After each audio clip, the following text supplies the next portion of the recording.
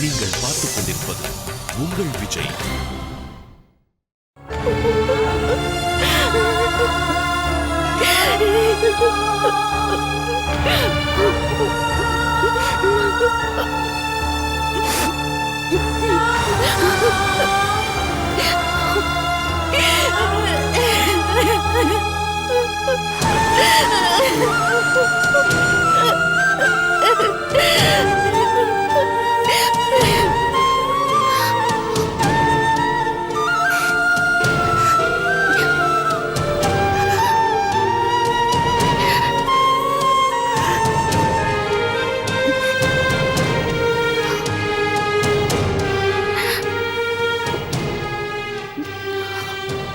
அண்ணி,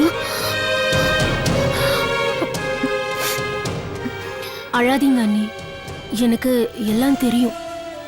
வாங்க வாங்க வாங்க, என் ரூமுக்கு போலாம். வாங்க.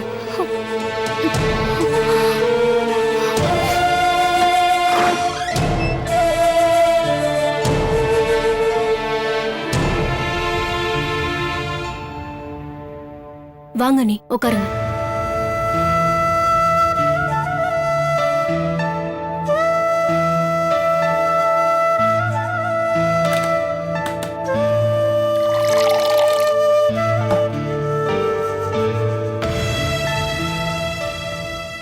அண்ணி, கொஞ்சம் தண்ணி குடிங்க. பரவாயில்ல அண்ணி, கொஞ்சம் குடிங்க. அழுது அழுது தொண்டையெல்லாம் காஞ்சு போயிருக்கும். கொஞ்சம் குடிங்க.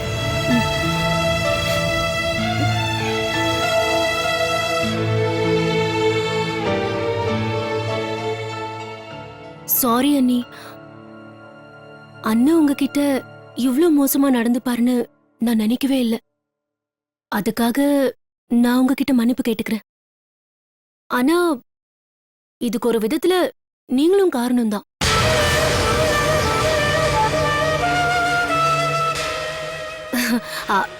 நான் தான் ஆரம்பத்திலேயே சொன்னேன் இல்லையா, இந்த கல்யாணம் வேண்டான்னு. எனக்கு இந்த மாதிரி நடக்கும்னு தெரியும். என் பேச்ச நீங்க கேட்கல. அதனால பாருங்க இப்போ நீங்க எவ்வளவு கஷ்டப்படுறீங்கன்னு. உங்க மேல எனக்கு எந்த கோபமும் இல்ல. அண்ணனை கல்யாணம் பண்ணிக்காதீங்கன்னு நல்ல எண்ணத்துல தான் நான் உங்ககிட்ட சொன்னேன். ஏன்னா அவருக்கு இந்த கல்யாணத்துல இஷ்டம் இல்லைன்னு எனக்கு நல்லாவே தெரியும்.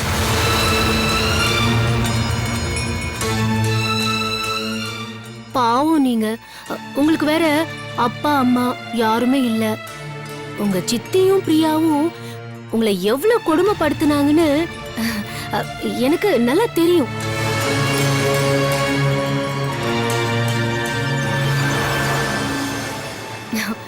சரி, அங்கதான் நீங்க ரொம்ப கஷ்டப்பட்டீங்கன்னா எங்க அண்ணனை கல்யாணம் பண்ணிக்கிட்டு இங்கேயும் கஷ்டப்படுறீங்க.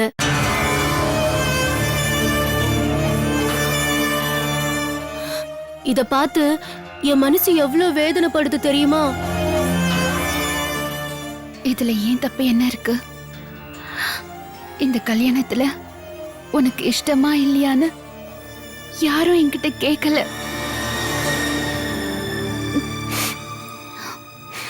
பெரியவங்களா சேர்ந்து முடிவு பண்ணி கல்யாணம் பண்ணிக்கோன்னு சொன்னாங்க. நானும் பண்ணிக்கிட்டேன்.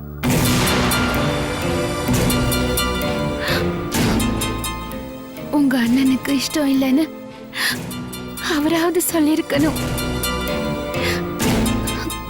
ஆனா அவரும் சொல்லல.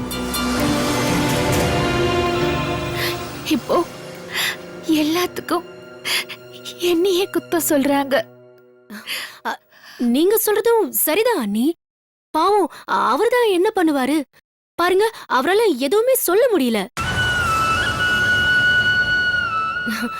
அவரோட விருப்பத்தையும் எங்க அம்மா கேட்கல.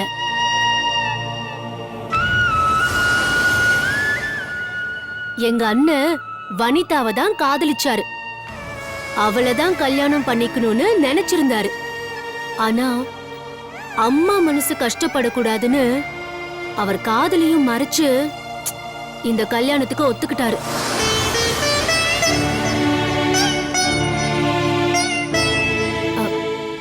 ஆனாலும் அவரால வனிதாவை இப்ப வரைக்கும் மறக்கவே முடியல. ஏன்னா வனிதாவை தான் அவரு உயிருக்கு உயிரா காதலிச்சாரு. காதல்ல பிரியற வேதனை காதலிச்சவங்களுக்கு மட்டும்தான் புரியும்.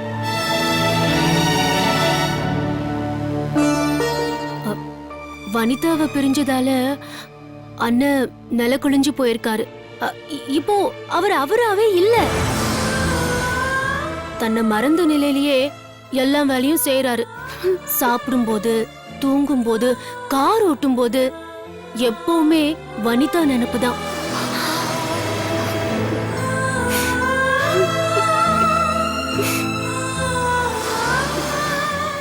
எனக்கு என்ன பயம்னா, கார் ஓட்டும் போது ஆக்சிடென்ட் ஆகி அவர் உயிருக்கு ஏதாவது ஆயிடுமோன்னு ரொம்ப பயமா இருக்கு அண்ணி.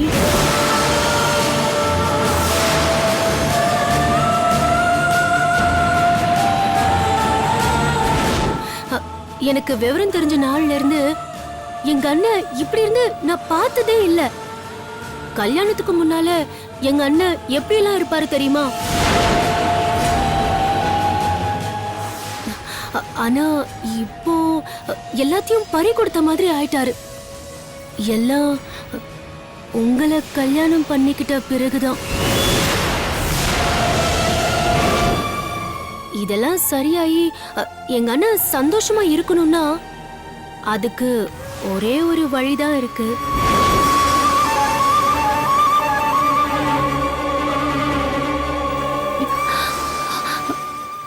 என்ன வழி? அதுக்கு நீங்க இந்த வீட்டை விட்டே போகணும்.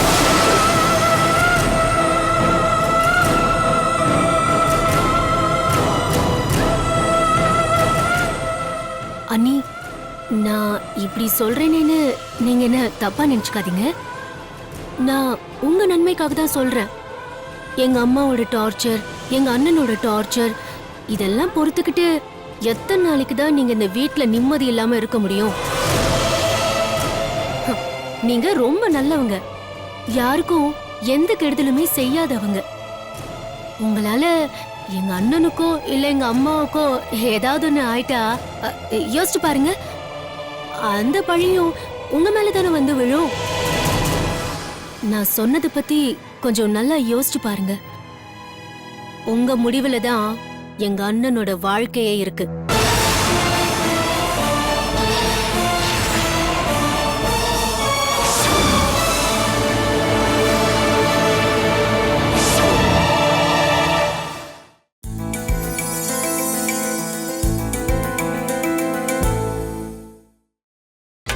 நீங்கள் பார்த்துக் கொண்டிருப்பது உங்கள் விஜய்.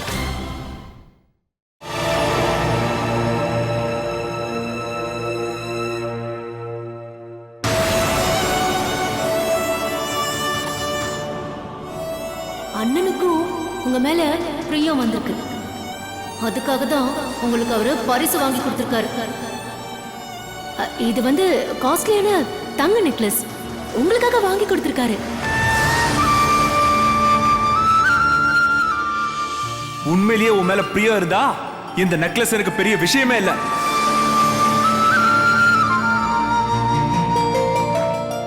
இப்ப கூட என் மனசுல இருக்கிறது வனிதா மட்டும்தான்.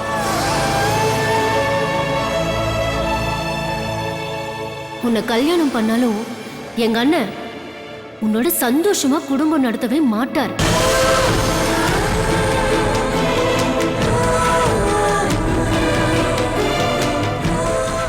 உனக்கு பணம் வேணும்னா என்ன கேட்டுக்க வேண்டியதானே? உனக்கு பணத்தை பிச்சையா கொடுத்திருப்பேன். என்ன இப்ப என்ன இந்த பணம் தானே வேணும்? இந்தா எல்லாத்தையும் எடுத்துக்கோ.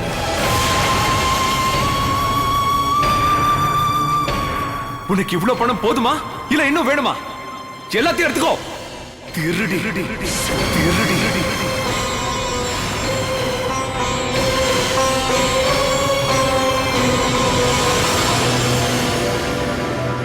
எங்கேயோ வேலைக்காரி மாதிரி இருந்த ஒரு பொண்ண என்னோட மருமகளாக்கி இந்த வீட்டுக்கு கூட்டிட்டு வந்த பாரு. என்னோட தப்புதான்.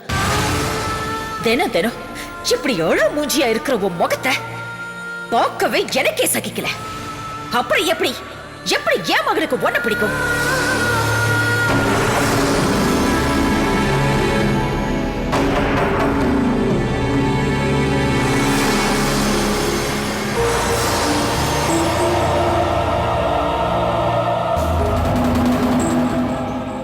அதுக்கு நீங்க இந்த வீட்டை விட்டே போகணும்.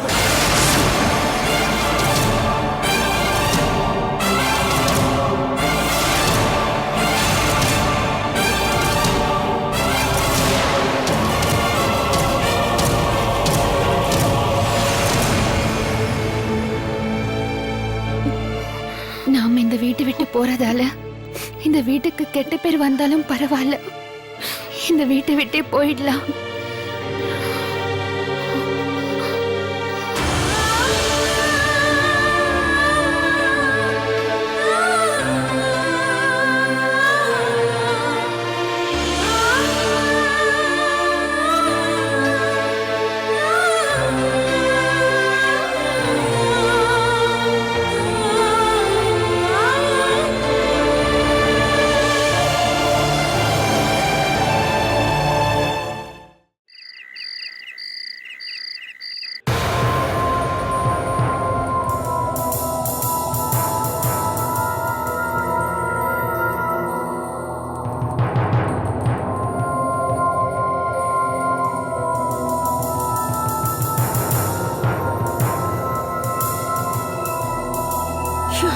கடவுளே,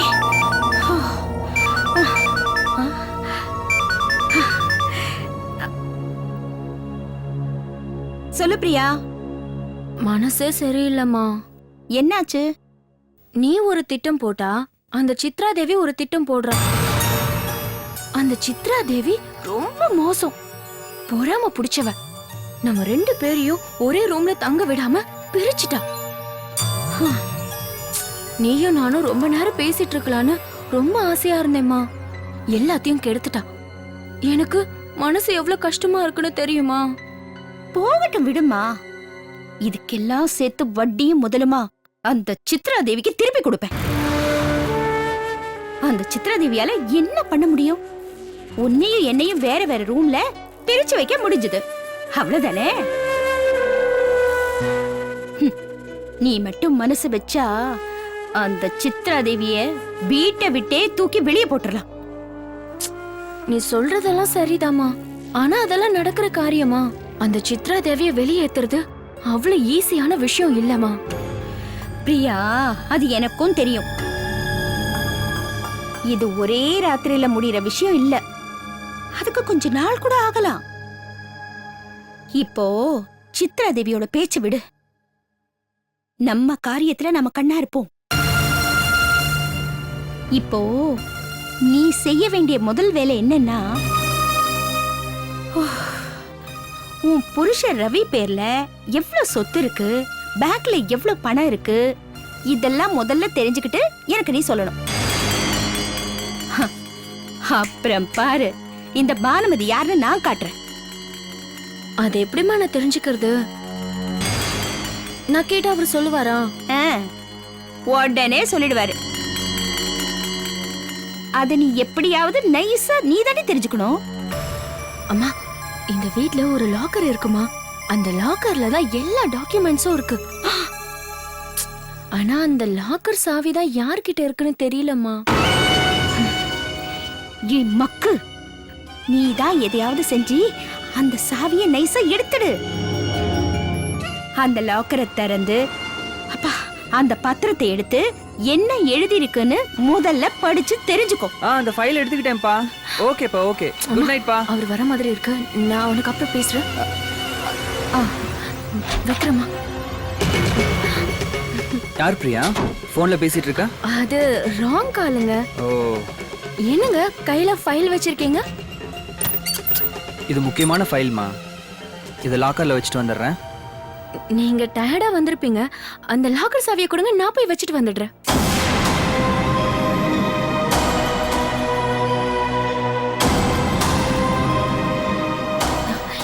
ஏன் அப்படி யோசிக்கிறீங்க?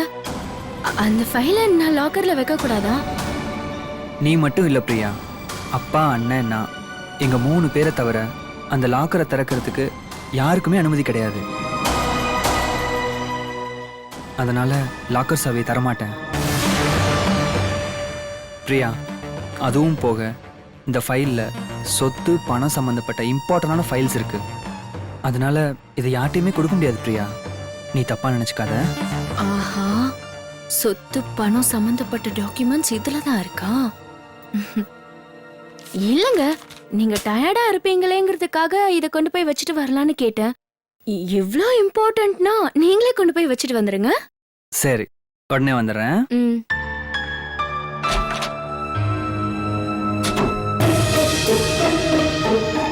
ச்சே, இவ்ளோ நாளா லாக்கர் சாவி எங்க தான் இருந்திருக்கா? இது நமக்கு தெரியாம போச்சே.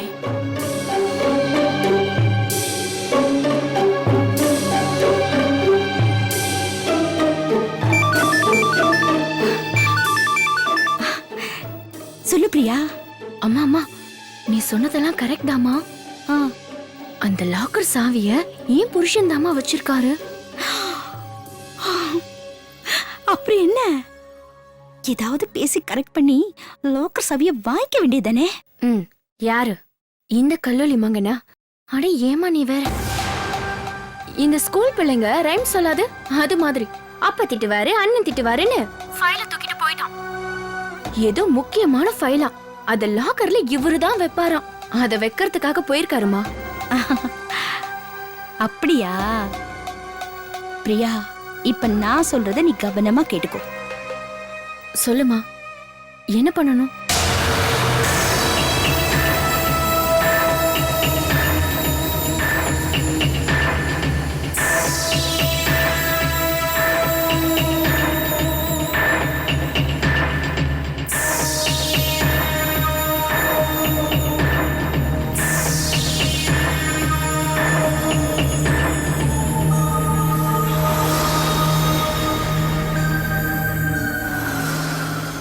பிரியா, நான் சொன்னது புரிஞ்சுதா? புரிஞ்சுதுமா. அப்பா, இப்பதாண்டி நீ என் பொண்ணு.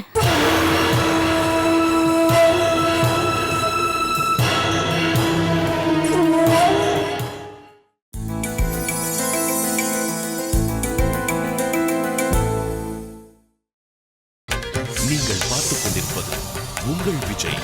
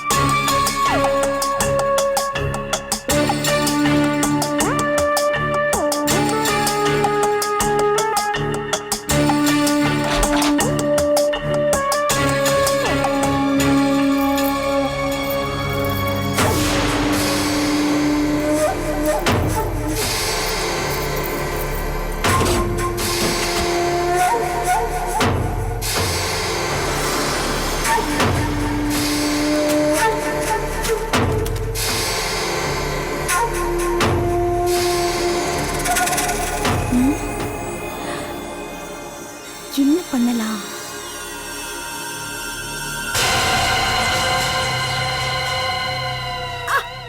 ஐயோ! ஐயோ! ஐயோ! முடியலையே! அம்மா! ஐயோ! அத்தை, என்னாச்சு? இங்க எப்படி வந்தீங்க அத்தை? அது ஒண்ணு இல்ல மாப்ள, தூக்கம் வரல, காத்து வாங்கலான்னு இப்படி வெளியில நடந்துட்டு இருந்த, திடீர்னு கால சுளுக்கு பிடிச்சிருச்சு. எங்க அத்தை? இங்கதான். வலி வேற தாங்க முடியல மாப்ள. அம்மா! ரொம்ப வலிக்குதா? இங்கேயா அத்தை? அங்கதான் அங்கதான் அங்கதான். இங்கேயா? போதும் ஐயோ இங்கதான் மாப்ள. அங்க அங்க. ஆ, ஆ, ஆ, சரியாயிடுதா?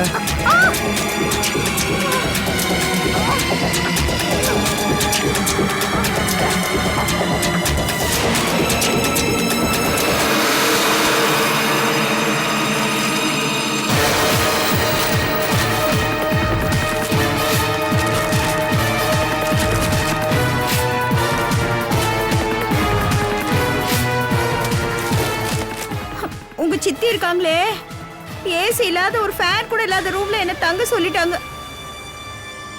அந்த ரூம்ல கொஞ்சம் கூட காத்தே வரல. அதுக்காக காத்து வாங்கலான்னு இந்த பக்கம் நடந்து வந்தேன். என் போதாத நேரம் கால் திடீர்னு சுளுக்கு பிடிச்சிருச்சு. அம்மா